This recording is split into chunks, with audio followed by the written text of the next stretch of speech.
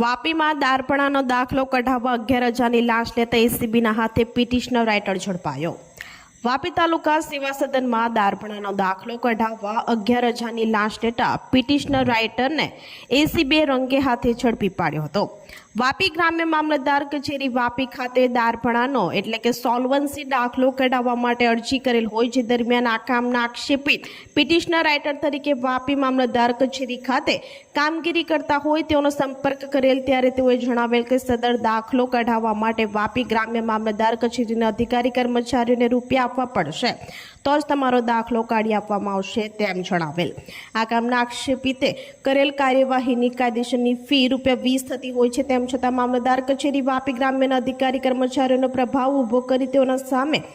Solvency દાખલો કઢાવવાના અવેજ પેટે ફરિયાદી પાસે ₹11,000ની લાંચની માંગણી કરેલ હોય, જે લાંચના નાણાં ફરિયાદી આપવા માંગતા ન હોય એસીબીનો સંપર્ક કરી ફરિયાદ આપતા લાંચના છટકાનું આયોજન કર્યું હતું, જે છટકામાં વાપી તાલુકા સેવા સદનના ગ્રાઉન્ડ ફ્લોર ખાતે આવેલ પોતાની ટેબલ પાસે આ કામના ફરિયાદી સાથે હેતુલક્ષી વાતચીત કરી ફરિયાદી પાસે 11,000ની લાંચ લેતા વલસાડ એલસીબીના છટકામાં ટ્રેપિંગ અધિકારી GR ગામિત, પોલીસ ઇન્સ્પેક્ટર વલસાડની ટીમના રંગે હાથે ઝડપાઈ ગયો હતો।